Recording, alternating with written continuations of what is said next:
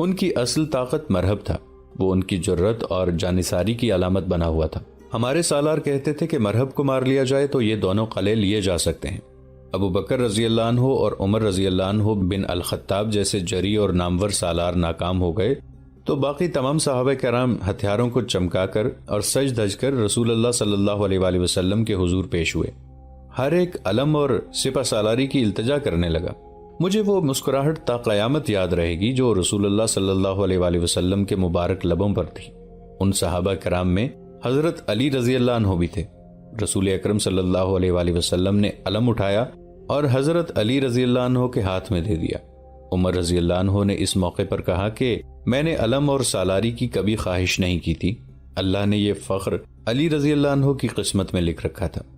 علی رضی اللہ عنہ گئے اور مرہب کو للکارا۔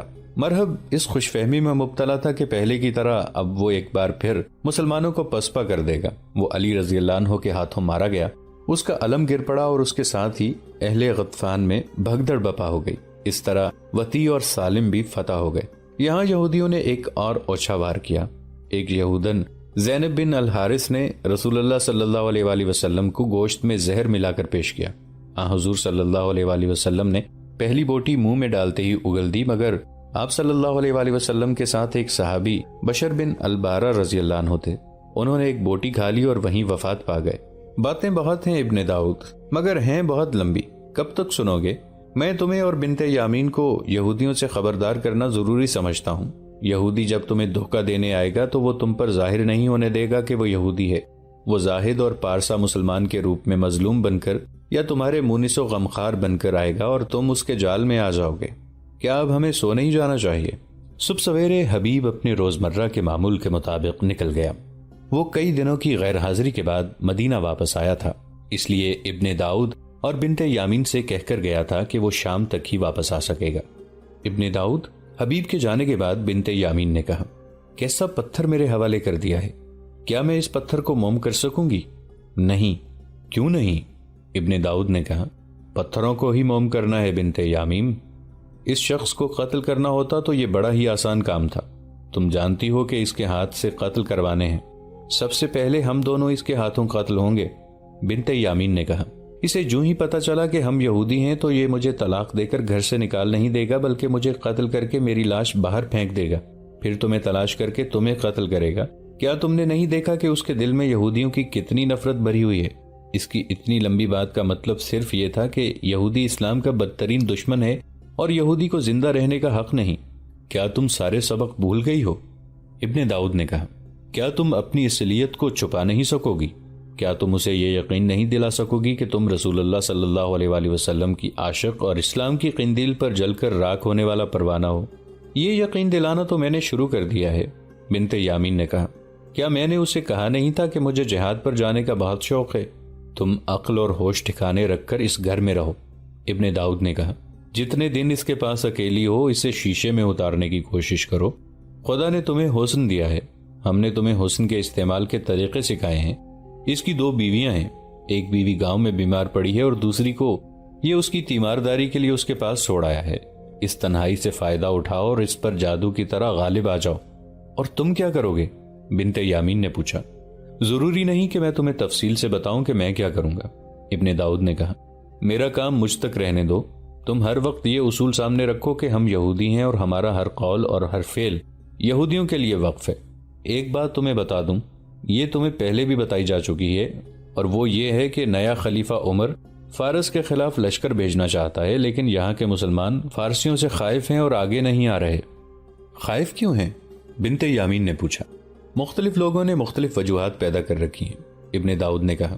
جنگی امور اور مسائل کو سمجھنے والے کہتے ہیں کہ ہم عراق اور شام کے محاذ پر لڑ رہے ہیں اور وہاں رومی اتنا سخت مقابلہ کر رہے ہیں کہ مسلمانوں کو دشواریاں پیش آ رہی ہیں۔ یہ مسلمان ہیں اور یہ پسپائی کو بہت بڑی شکست سمجھتے ہیں، ان کی جگہ کسی اور قوم کی فوج ہوتی تو وہ کچھ عرصہ پہلے پسپا ہو چکی ہوتی۔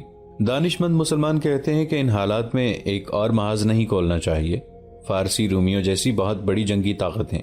یہ تو دانشمندوں کی رائے ہے جو بالکل صحیح ہے، لیکن عام مسلمانوں کو یہ بتایا گیا ہے کہ فارسی رومیوں سے زیادہ طاقتور اور خوفناک ہیں۔ مسلمانوں نے فارسیوں سے لڑائیاں لڑی ہیں اور ہر لڑائی میں فتح حاصل کی ہے، لیکن ان کا جانی نقصان بہت زیادہ ہوا ہے۔ جو زخمی ان لڑائیوں میں سے آئے ہیں وہ بڑی خوفناک باتیں سناتے ہیں۔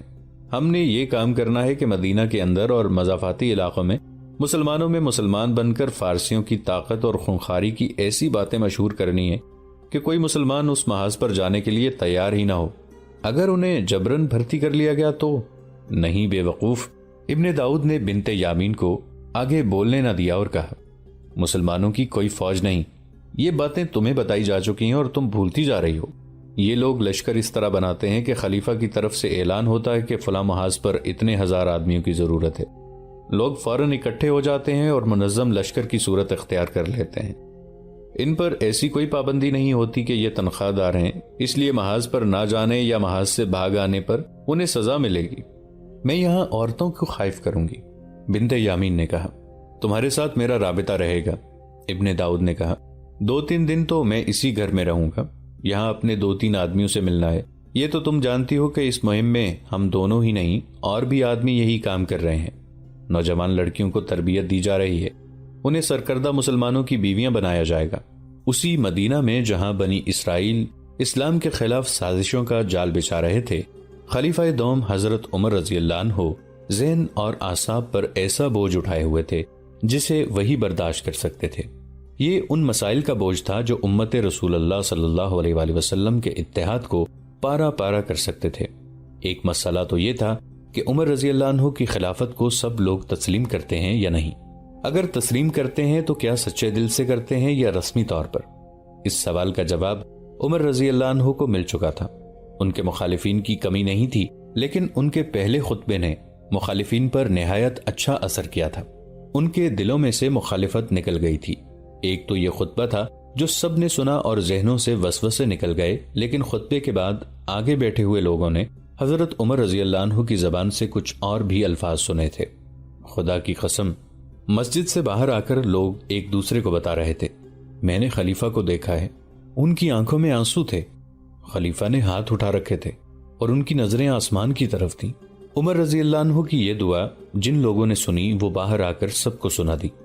خطبے کے بعد عمر رضی اللہ عنہ ہاتھ اٹھائے، نظریں آسمان کی طرف کیے، اللہ سے کہہ رہے تھے، یا اللہ میں سخت ہوں، مجھے نرم کر دے، میں کمزور ہوں، مجھے قوت عطا کر، یا اللہ میں بخیل ہوں، مجھے سخی بنا۔ پھر آگے بیٹھے ہوئے لوگوں نے جو عمر رضی اللہ عنہ کی آواز سن سکتے تھے باہر آ کر سب کو بتایا کہ خلیفہ خاموش ہو گئے اور اپنے دونوں ہاتھ چہرے پر رکھ کر سر جھکا لیا۔ بیٹھے بیٹھے لوگوں کی طرف مڑے، خطبہ ختم ہو چکا تھا جو حضرت عمر رضی اللہ عنہ نے کھڑے ہو کر دیا تھا۔ وہ بیٹھ گئے تو مسجد میں تمام آدمیوں میں چیمگوئیاں شروع ہو گئیں۔ اس وقت حضرت عمر رضی اللہ عنہ بن الخطاب نے یہ بھی کہا تھا، اللہ نے میرے 2 عظیم رفیقوں کے بعد مجھے یہ ذمہ داری سونپ کر میرے ساتھ تم سب کو بھی آزمائش میں ڈال دیا ہے۔ خدا کی قسم، تمہارا جو مسئلہ اور جو معاملہ میرے سامنے آئے گا اسے میں ہی سلجھاؤں گا، اور جو لوگ اور ان کے مسئلے میری نظروں سے دور ہوں گے ان کی بھی کفایت اور امانت کو ہاتھ سے نہیں جانے دوں گا، اور مسئلے مجھ سے کتنی ہی دور ہوئے میں ان تک پہنچوں گا۔ اگر لوگوں نے میرے ساتھ بھلائی کا رویہ روا رکھا تو میں یقیناً ان کے ساتھ بھلائی کروں گا، اور جو لوگ برائی سے باز نہیں آئیں گے میں انہیں عبرتناک سزا دوں گا۔ یہ تو ایک مسئلہ تھا جو بہت حد تک حل ہو گیا تھا۔ لوگوں نے مسجد سے باہر آ کر خلیفہ عمر رضی اللہ عنہ کی یہ باتیں سنی جو وہ ان کی زبان سے نہیں سن سکے تھے، تو جن کے دلوں میں کچھ مخالفت باقی رہ گئی تھی انہوں نے بھی اپنے دل صاف کر لیے اور عمر رضی اللہ عنہ کی خلافت کو دل و جان سے تسلیم کر لیا۔ دوسرا مسئلہ جو ہم پہلے بیان کر چکے ہیں وہ محاذوں کا تھا۔ شام کے محاذ پر رومیوں نے قدم جما لیے تھے اور مسلمانوں کی پوزیشن کمزور ہو گئی تھی۔ سب سے بڑی دشواری یہ پیش آ رہی تھی کہ رومیوں کے مقابلے میں مسلمانوں کی نفری بہت تھوڑی تھی۔ رومیوں کے ایک نامور جرنیل ہرقل نے بے انداز لشکر اکٹھا کر لیا تھا۔ ادھر تاریخ کے نامور سپہ سالار ابو عبیدہ رضی اللہ عنہ بن الجراح، عمر بن العاص رضی اللہ عنہ، یزید بن ابی سفیان رضی اللہ عنہ، مسنا بن حارثہ رضی اللہ عنہ اور خالد رضی اللہ عنہ بن ولید موجود تھے، جنہوں نے کئی معرکوں میں رومیوں کے پاؤں اکھاڑ دیے تھے، لیکن نفری کی کمی پریشان کرنے لگی تھی۔ خلیفہ اول حضرت ابو بکر رضی اللہ عنہ ابھی زندہ تھے تو محاذ سے مسنا بن حارثہ مدینہ آئے اور خلیفہ کو محاذ کی صورتحال سے آگاہ کر کے درخواست کی کہ کمک کی ضرورت اتنی شدید ہو گئی ہے کہ اس کے بغیر فتح ممکن نہیں رہی۔ مسنا اس وقت ابو بکر رضی اللہ عنہ کے ہاں پہنچے تھے جب وہ بستر مرگ پر تھے۔ انہوں نے اسی وقت حضرت عمر رضی اللہ عنہ کو بلایا۔ ابن الخطاب ابو بکر رضی اللہ عنہ نے نحیف سی آواز میں کہا، ابن حارثہ مدد مانگنے آیا ہے، یہ جو کہتا ہے ایسا ہی کرو اور اسے فوراً مدد دے کر محاذ کو واپس بھیج دو، اور اگر میں اس دوران فوت ہو جاؤں تو یہ میری وصیت ہے کہ محاذ کو کمک بھیجنے میں کوئی رکاوٹ نہ ہو۔ اسی شام یا 1-2 روز بعد ابو بکر رضی اللہ عنہ فوت ہو گئے۔ ان کی وصیت عمر رضی اللہ عنہ کے سینے پر لکھی ہوئی تھی۔ خلافت کے پہلے خطبے کے بعد عمر رضی اللہ عنہ نے لوگوں سے کہا کہ عراق اور شام کے محاذوں پر مدد کی شدید ضرورت ہے، اس لیے لوگ ایک لشکر کی صورت میں منظم ہو کر مسنا کے ساتھ محاذ پر جائیں۔ عمر رضی اللہ عنہ کو یہ دیکھ کر مایوسی ہو رہی تھی کہ لوگوں میں محاذ پر جانے کے لیے ہچکچاہٹ سی نظر آ رہی تھی۔ اس کا سبب یہ تھا کہ مسلمانوں میں کچھ اس قسم کا تاثر پیدا ہو گیا تھا کہ رومی اور فارسی بہت بڑی جنگی طاقتیں ہیں، ان کے ہتھیار بھی بہتر قسم کے ہیں اور ان کی نفری بھی بہت زیادہ ہے۔ مدینے اور گرد و نواح کے لوگ اس وجہ سے بھی محاذ پر جانے سے پس و پیش کر رہے تھے کہ حضرت عمر رضی اللہ عنہ کی نظر رومیوں کی بجائے فارسیوں پر زیادہ تھی۔ عمر رضی اللہ عنہ فارس پر فوج کشی میں زیادہ دلچسپی رکھتے تھے اور خلیفہ بننے سے پہلے وہ اپنے اس ارادے کا ذکر کرتے رہتے تھے۔ اس کی وجہ یہی ہو سکتی تھی کہ عمر رضی اللہ عنہ رسول اللہ صلی اللہ علیہ وآلہ وسلم کا ایک فرمان پورا کرنے کو بے تاب تھے۔ رسول اللہ صلی اللہ علیہ وآلہ وسلم نے مختلف ملکوں کے بادشاہوں کو مراسلے روانہ کیے تھے کہ وہ اسلام قبول کر لیں۔ اس دعوت نامے کے جواب میں بیشتر بادشاہ خاموش رہے تھے یا کسی ایک آدھ نے طنزیہ سا جواب دے دیا، لیکن فارس کے بادشاہ خسرو پرویز کا جواب سخت توہین آمیز تھا۔ اس کے دربار میں جب رسول کریم صلی اللہ علیہ وآلہ وسلم کا قاصد پیغام لے کر گیا تو خسرو پرویز نے قاصد کے ہاتھ سے پیغام لے کر پڑھا اور آگ بگولا ہو گیا۔ اس نے قاصد کی بے عزتی کی اور پیغام پھاڑ کر اس طرح ہوا میں اچھال دیا کہ اس کے ٹکڑے اس کے دربار میں بکھر گئے۔ قاصد نے واپس آ کر رسول کریم صلی اللہ علیہ وآلہ وسلم کو بتایا کہ خسرو پرویز نے پیغام پھاڑ کر اس کے ٹکڑے بکھیر دیے تھے، اس کی سلطنت اسی طرح ٹکڑے ٹکڑے ہو کر بکھر جائے گی۔ رسول اکرم صلی اللہ علیہ وآلہ وسلم نے فرمایا اور خاموش ہو گئے۔ اب حضرت عمر رضی اللہ عنہ خلیفہ تھے اور لوگوں کو وہ وقت یاد آ رہا تھا جب رسول کریم صلی اللہ علیہ وآلہ وسلم کی زبان مبارک سے یہ الفاظ نکلے تھے۔ عمر رضی اللہ عنہ اس وقت وہاں موجود تھے۔ فارس کے اس بادشاہ کی اس حرکت پر عمر رضی اللہ عنہ کو جو غصہ آیا تھا وہ ان کے چہرے سے ظاہر ہو رہا تھا۔ اب فارس کا بادشاہ خسرو پرویز تو نہیں تھا، لیکن عمر رضی اللہ عنہ فارس کی طاقتور سلطنت کے ٹکڑے ٹکڑے بکھیر کر رکھ دینے کا عزم لیے ہوئے تھے۔ مسلمانوں پر فارسیوں کی کچھ زیادہ ہی دہشت طاری تھی، جس کی ایک وجہ یہ تھی کہ فارسیوں کے پاس ہاتھی تھے جنہیں جنگ کی خصوصی ٹریننگ دی گئی تھی۔ یہ ہاتھی سندھ سے بھیجے گئے تھے اور ہاتھی بھیجنے والا سندھ کے راجہ داہر کے خاندان کا تھا۔ فارس کی فوج کے ساتھ مسلمانوں کی مختلف محاذوں پر ٹکر ہوئی تھی۔ مجاہدین نے ہر مارکے میں فارسیوں کو شکست دی تھی، لیکن انہیں بہت زیادہ دشواریاں پیش آئی تھیں۔ محاذوں سے جو شدید زخمی واپس آتے تھے، خصوصاً وہ جن کے اعضاء کٹ جاتے تھے، انہیں دیکھ کر لوگ ڈرتے تھے۔ یہ ڈر اس نوعیت کا نہیں تھا جو بزدلی کی پیداوار ہوتا ہے، نہ ہی زخمی مجاہدین لوگوں کو آ کر ڈراتے تھے۔ وہ ایسے ڈرپوک ہوتے تو محاذوں پر جاتے ہی نہ۔ وہ دراصل شاکی تھے۔ شکوہ یہ تھا کہ اپنی نفری بہت کم تھی اور بیک وقت دو بہت ہی طاقتور بادشاہیوں سے جنگ شروع کر دی گئی تھی۔ وہ کہتے تھے کہ پہلے ایک کو ختم کر کے پھر دوسرے کے ساتھ نبرد آزمائی کی جائے۔ مورخ جن میں مصر کے محمد حسنین ہیکل خصوصی طور پر قابل ذکر ہیں، لکھتے ہیں کہ جب حضرت عمر رضی اللہ عنہ ظہر کی نماز کے بعد باہر نکلے تو لوگوں کا ہجوم تھا۔ عمر رضی اللہ عنہ نے ایک بار پھر کہا کہ رفیق رسول صلی اللہ علیہ وآلہ وسلم اور خلیفہ اول کی وصیت کا احترام کریں اور مسنا بن حارثہ کو مایوس واپس نہ جانے دیں۔ محاذوں کے حالات تشویشناک ہوتے جا رہے تھے۔ مورخ لکھتے ہیں کہ ہجوم پر سناٹا طاری ہو گیا اور لوگ ایک دوسرے کے منہ کی طرف دیکھنے لگے۔ لوگوں نے کھسر پھسر شروع کر دی اور کچھ ایسی آوازیں بھی سنائی دیں، جس مصیبت میں ہمارے بھائی گرفتار ہیں، کیا یہ ضروری ہے کہ ہم بھی اسی مصیبت میں جا پھنسیں؟ روایت ہے کہ حضرت عمر رضی اللہ عنہ کو وہ وقت یاد آیا جب حضرت ابو بکر رضی اللہ عنہ نے لوگوں کو شام پر لشکر کشی کی دعوت دی تھی تو قبیلوں کے سربراہوں پر ایسی ہی خاموشی طاری ہو گئی تھی۔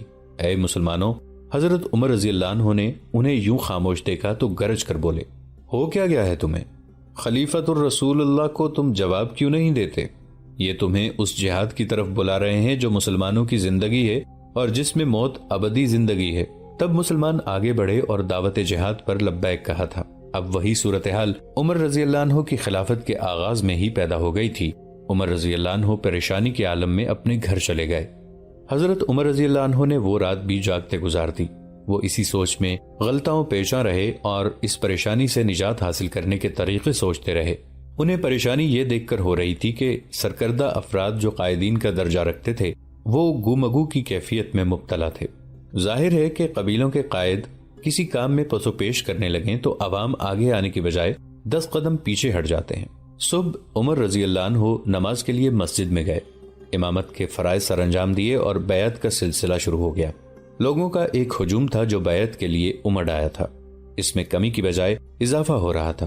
عمر رضی اللہ عنہ نے مسجد میں کھانا کھایا اور ظہر کی نماز کا وقت ہو گیا۔ حضرت عمر رضی اللہ عنہ نے امامت کرائی اور نماز سے فارغ ہوتے ہی اٹھ کھڑے ہوئے۔ اے لوگو، حضرت عمر رضی اللہ عنہ نے بلند آواز میں کہا، اللہ تم پر کرم کرے، میں خلیفہ کی حیثیت سے پہلا حکم یہ جاری کرتا ہوں کہ جن مرتدین کو تم نے غلام اور لونڈیاں بنا کے رکھا ہوا ہے انہیں آزاد کر کے ان کے رشتہ داروں کے حوالے کر دو۔ میں اسے بہت برا سمجھوں گا کہ مسلمانوں میں غلامی کی رسم جڑ پکڑ لے۔ اللہ نے ہر انسان کو آزاد پیدا کیا ہے۔ یہ حکم لوگوں کے لیے غیر متوقع تھا اور غیر معمولی طور پر جرت مندانہ۔ لوگوں نے مرتدین کو اپنی مرضی سے غلام بنا کے نہیں رکھا تھا، بلکہ یہ خلیفہ اول حضرت ابو بکر رضی اللہ عنہ کا حکم تھا جو انہوں نے ارتداد کے خلاف جہاد کے آغاز میں ہی دے دیا تھا۔ حکم یہ تھا کہ مرتدین اگر سچے دل سے اسلام قبول کرتے ہیں تو انہیں بخش دیا جائے، اور جو کوئی انکار کرے اسے پکڑا جائے، اور جو لڑے اسے قتل کر دیا جائے، اس کے گھر کو آگ لگا دی جائے اور اس کی عورتوں اور بچوں کو غلام بنا لیا جائے۔ یہ حکم بہت ہی سخت اور ظالمانہ معلوم ہوتا ہے۔ اسلام میں ایسے حکم کم ہی ملتے ہیں، لیکن مرتدین کا جرم ایسا گھناؤنا تھا کہ وہ اسی سزا کے حقدار تھے۔ یہ بہت سے قبیلے تھے جنہوں نے رسول اکرم صلی اللہ علیہ وآلہ وسلم کی زندگی میں اسلام قبول کر لیا تھا، اور انہیں وہ تمام مرات حاصل ہو گئی تھیں جو مسلمانوں کے حقوق میں شامل تھیں۔ انہیں سب سے بڑا اعزاز تو یہ ملا کہ اللہ کے رسول صلی اللہ علیہ وآلہ وسلم کا اعتماد حاصل ہو گیا تھا۔